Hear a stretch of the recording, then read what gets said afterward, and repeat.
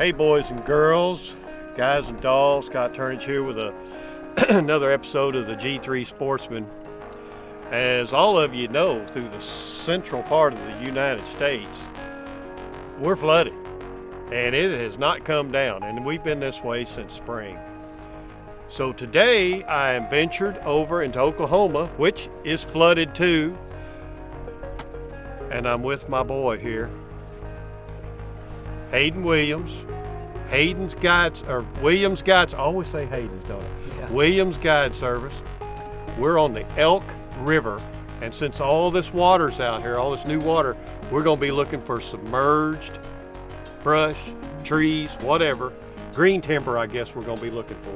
Yep. And we're gonna see if we can find some crappie. So without further ado, we're gonna head on down the river a little bit, and you're gonna be with us when we start looking and locating. And this can happen on any river, anywhere, any tributary, whatever on a lake.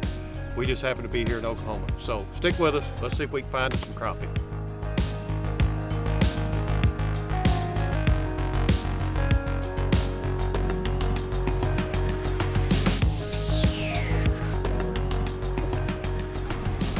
This is what this flooded water is doing. All this timber is normally just up on the bank. So, and then you've got brush that's in the water that normally wouldn't be, or was in the water and was a lot shallower. One spot maybe is better than another, or we might just, we might strike out, I don't know. But if you're watching this, chances are we caught crappie.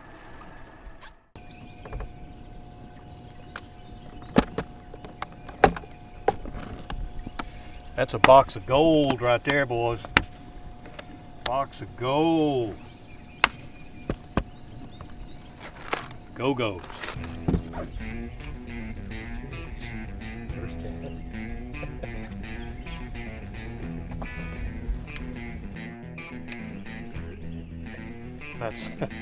That's crappie number one, first cast. We were trying to see if the crappie were on this tree. You want to keep them, Mass West? We got us a front live well here in my handy dandy little Deep V Angler Series boat. Since you're standing close by, get the live well. Good little keeper crappie. We're sitting in about 13, 14 foot of water, and we were just reconning, throwing in here. I've got a firecracker go-go minnow on. Haydn's actually pitching a crappie kicker,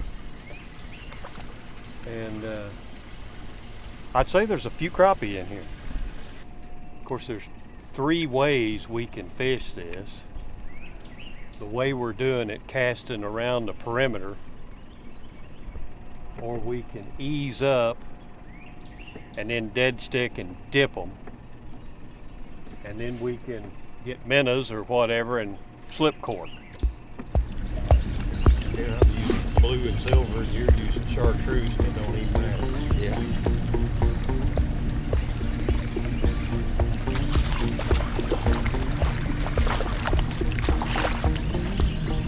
Now that one right Keeper. there, that's a keeper there.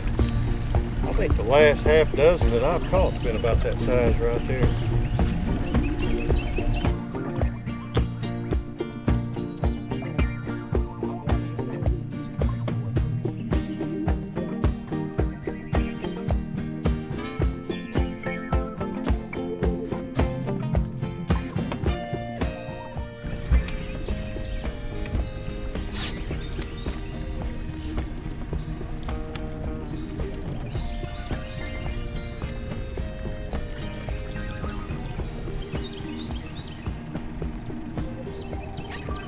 Another keeper.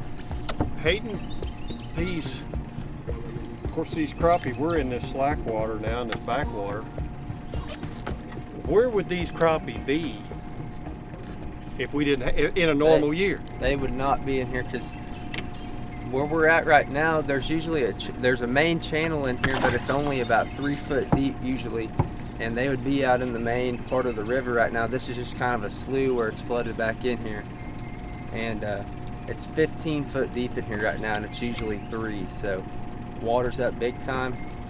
And like he was saying, if this was a normal year, the crappie and most of all the fish would be out in the main river.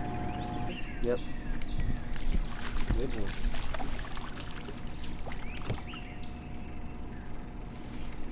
Another one. Man, I'll tell you what. Double your pleasure, double your fun. Boys, we might be able to just do a live show right here. That one right there now is a dandy. The back on that dude. That is all right, Haydn. I think we might have found something here. Good Lord. Nice crappie right there now. Nice crappie. See, I'd already, if we still doing TV, I'd say, okay, we're gonna pause for commercial break and be right back, but we ain't got to do that now. Get that well going there. You know, the cool thing, Haydn's learning about the guide business, but he knows what he's doing when it comes to fishing. I mean, I don't think he has a memory, which there's not a lot of years there, I'll mind you, but I don't bet he doesn't have a memory to where he wasn't fishing.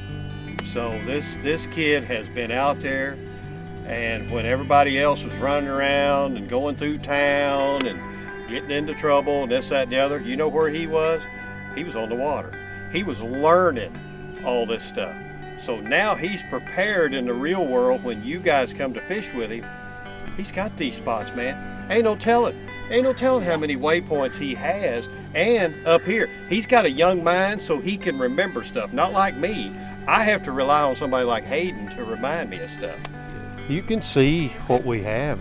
That tree has fell over this year because of this flood.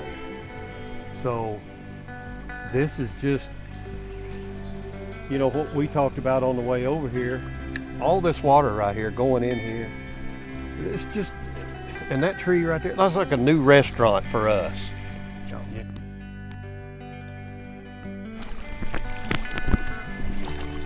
And so these bait fish have got a new place to hide, so that's going to bring these crappie in here. All right, we switched it up a little bit. We've been throwing go-go minnows and crappie kickers all morning, but now I rigged up this slip bobber, and what this is good for is when you find your fish at a certain depth, this keeps your bait at that depth the whole time. So what I did here was I've got a bobber, slip bobber, and a bead above it, and it just slides up and down my line, and I tied me off a little stopper right there, the length of my rod, which is about 6 foot deep. That's what we've been catching our fish at. And I'm just flipping it up in here.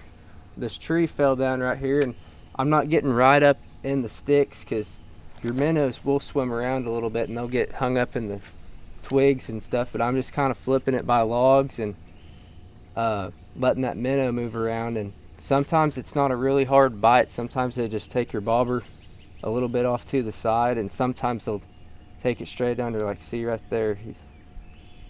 One was messing with it.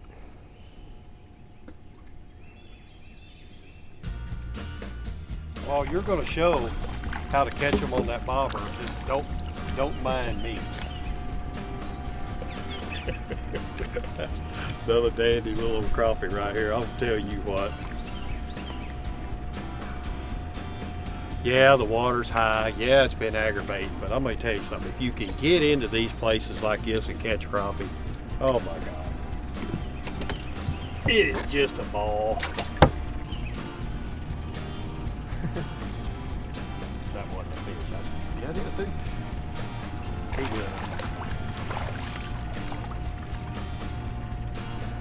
will. Once again, that tree right there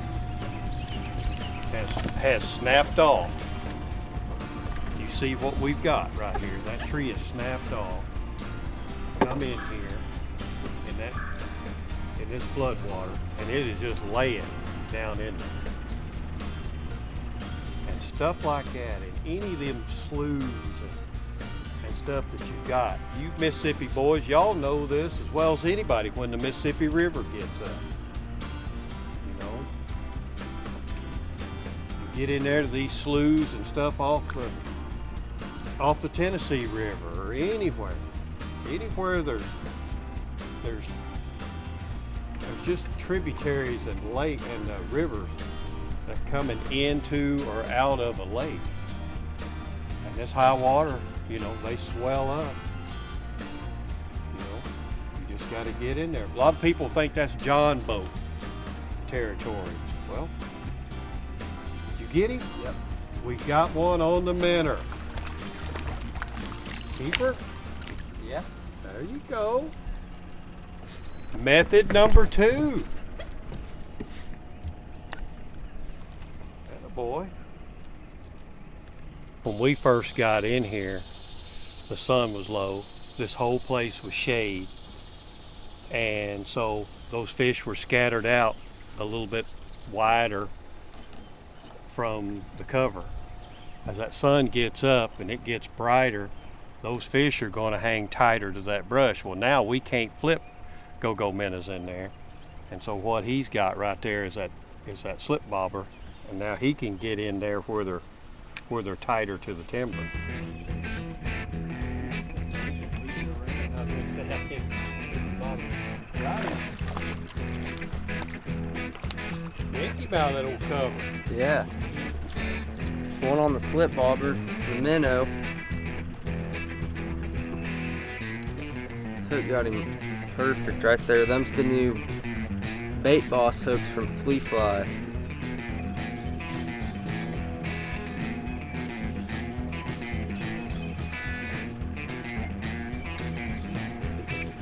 There we go.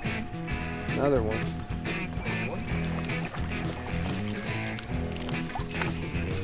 I mean, you really virtually don't have to set the hook with those hooks. No, do you? you don't. They hook themselves. And this one, this crappie didn't slam that bobber under. He didn't just take. I could barely see it bob, and then he just slowly started swimming to the side with it. But cut him loose. I think he's a little bit short.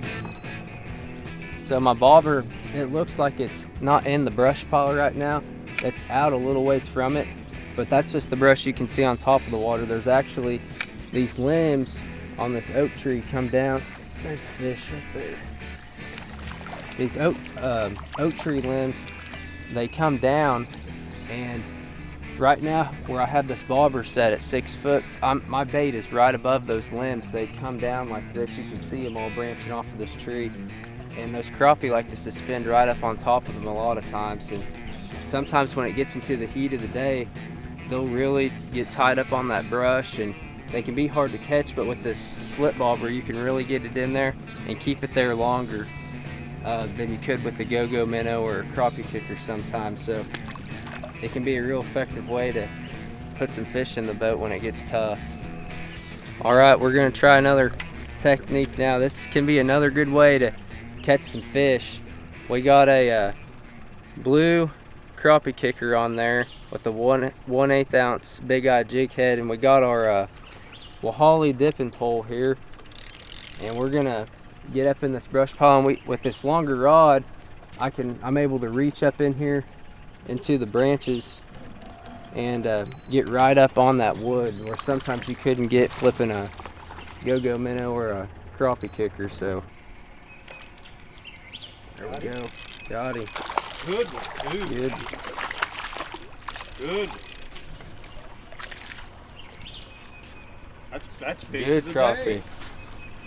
He's right up there in that shade, and like I was saying, sometimes with the shorter rods, you can flip up in the shade, but you can't hold it there as long. I mean, it just goes through the shade. You're casting, but with these longer rods like this, see, I just got up on that pile and dropped down, and I was in the shade the whole time. So it can be really, really good. It's starting to heat up now, and the fish are starting to get into the shade more than they were this morning. And it can be a really good technique, especially when it gets hot, like midday. So we're gonna throw him in the well. He's definitely a keeper. we started out casting. The sun was down, so we had it shady. Sun came up, you put on a slip bobber. Yep. That pitched in and was catching them that way. So the tighter the fish go, you got to get in there with them. So you can cast the perimeter, and then you can slip the slip bobber into the inner part. But then to get into the guts of the tree, that's when he got in there, and that's the biggest fish of the day. Yeah. In there. So that's pretty cool that he's got the three methods that you can do in one time and in one part of the day. So that's pretty cool, and I was glad that Haydn was able to show you that.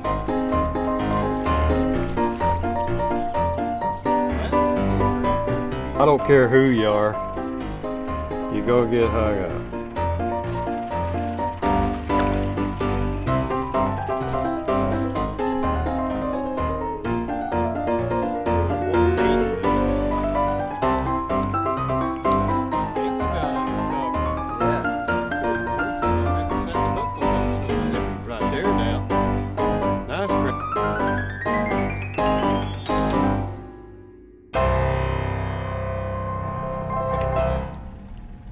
Hey boys, the high water didn't slow us down. We took our time, we got in there, we found us some brush that was obviously holding crappie.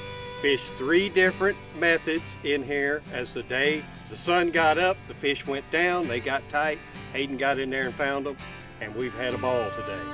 It's been fun, just because, like I said, life deals you lemons, you can't make lemonade. Get in some of this slack water right here. There's no current, crappie hate current. Get in there and find this brush just like we did on any river and tributary off the main lakes, and you can catch crappie just like us. But hey, that's all the time we got for this week's episode. Hope you enjoyed it, and we'll see you somewhere doing something fun next time right here on the G3 Sportsman. Keep what you can use, release the rest, and we'll see you next time. Good job, Haydn.